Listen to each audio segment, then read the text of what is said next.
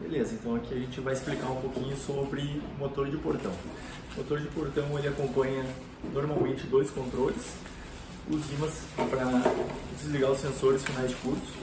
Vou abrir aqui para deixar bem exposto.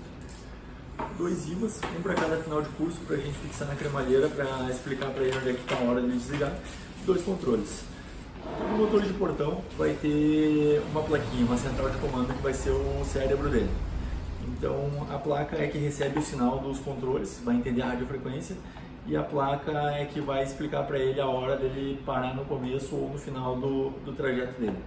A placa tem muitos recursos, depende da central de comando. Ele vai poder fazer o fechamento automático em caso de condomínio, ele pode fazer, depende da placa também, se for um acelerador ele pode acelerar o teu portão. Então cada placa vai ter uma configuração diferente. Essa placa aqui, esse aqui é o motor Ace da Omegasat. O motor Ace é para 300 kg, para portão residencial bem leve. Então se tu for ver, pela medida do estator, se eu não me engano tem 15 mm, é um motor bem fraco, para até 300 kg e pouquíssima abertura por hora. Normalmente o motor a gente analisa ele por peso do portão e por aberturas hora. Então a frequência de abertura vai influenciar bastante se ele vai aquecer ou não, se ele vai trabalhar tranquilo. O estator do motor. Os estatores são campos de bobina em cobre que quando ele aquece ele tem um relé térmico que ele faz o portão desligar. Ele faz o motor desligar para ele não ficar aquecendo, pegar fogo, queimar.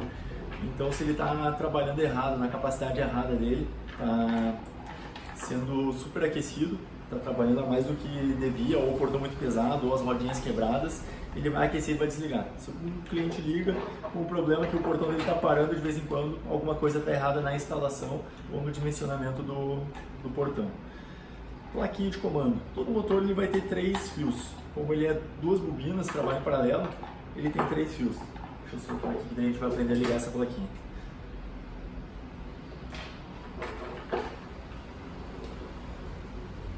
O que acontece com os 3 fios do motor? Eles são duas bobinas em paralelo dentro do estator.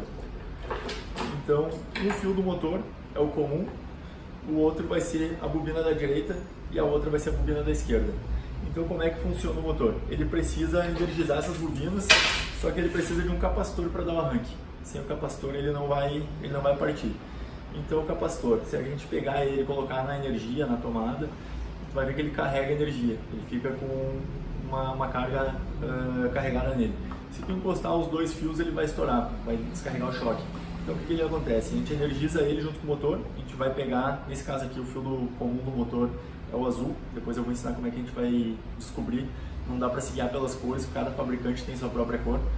Então nesse aqui eu sei que é o azul, depois eu vou ensinar com o multímetro como é que a gente encontra o fio comum do motor e os fios de giro. O capacitor ele é ligado junto nos fios de giro. Muito instalador não sabe isso, eles sabem procurar a cor do fio na placa e ligar na cor que está escrito ali. Só que daí depende do fabricante, a cor não vai dar errado, o motor não vai para um lado, não vai para o outro. A ligação seria essa, fio de giro com uma perna do capacitor, fio comum sozinho, fio de giro na outra perna do capacitor. Se eu quiser saber se o motor está bom ou não e ligar ele sem placa, eu vou fazer essa emenda aqui, vou deixar esses 2 capacitores emendados nas pernas de giro, vou pegar uma dessas pernas de giro com o capacitor e o comum e vou colocar na tomada, ele vai ter que girar para um lado. Aí eu vou soltar esse aqui, vou pegar a outra perna de giro do capacitor e o outro comum, e o comum ele vai girar para o outro lado. Então eu sei se a bobina está funcionando direitinho para os 2 lados. Se eu errei o diagnóstico do fio comum do motor, ele estiver invertido, ele não vai queimar, ele só não vai girar, ele vai fazer um barulho estranho e não vai girar para um dos lados. Se acontecer isso aí ligando direto, pode ser que a gente está com uma perna invertida. A gente pode inverter as pernas até achar o lado certo ou medir com o multímetro, que seria a parte mais técnica. Então isso aí a gente já descobre se a placa está funcionando realmente ou não. Se ela que está com problema, a gente vai descobrir fazendo o teste direto na rede. O instalador vai testar direto na rede, ele já sabe se é esse o problema. Testou direto na rede, não partiu mesmo assim, pode ser o capacitor. Às vezes vem com defeito de fábrica, às vezes está muito antigo. Vida média dele, 1 a 2 anos. Tem que trocar o capacitor do motor. Um capacitor diz, se tu olhar de pertinho aqui, 10 mF. Esse aqui. 10 mF, 250 volts. mF é os microfarads. É uma unidade de medida de potência que ele carrega. Então, como é que funciona essa parte de capacitor? 10 microfarads, 10 a 15 microfarads é para motor 220. Ele parte motor leve, residencial. Se for um motor grande, claro, ele vai ser um pouco maior. E 30 a 35 microfarads um motor 110. Ele precisa de mais carga para partir, porque a bobina enrolada é diferente. Ele vem menos potência pela rede, a potência dele para partir tem que ser mais forte.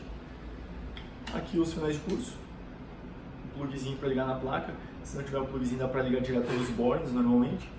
Final de curso é uma ampolinha dentro de vidro com duas perninhas de metal. O ímã passa na frente, ele faz as perninhas se encostarem, avisando a placa para desligar, que chegou o final de curso ali. Então, perfeito. A gente já descobriu como é que funciona o motor, descobriu o final de curso e já sabe como é que funciona o capacitor. O pessoal vai pedir, às vezes, como é que mede um capacitor, precisa de um aparelho específico para medir capacitor e não vale a pena comprar porque é muito barato o capacitor, 10, 12, 15 reais, dependendo do valor dele. Então, não tem o porquê tu comprar um aparelho caro para medir se um capacitor de 10 reais está bom ou não, sendo que tu pode ter na caixa de ferramenta um extra. As placas, nos bordes das placas aqui, tem escrito ali, não sei se dá para enxergar de perto ali pelo vídeo, comum, abertura, fechamento, NF, neutro e fase da rede. Então, aqui não tem lugar para ligar o capacitor, a gente sabe que vai nas pernas de giro, vai na abertura e fechamento. Tem placas que tem abertura, fechamento, capacitor e capacitor. Então a gente vai ligar junto naqueles bornezinhos. Na verdade, tanto faz. O borne vai estar fazendo esse curto aqui também. Dá para te dar um pause, eu acho, ver como é que ficou para a gente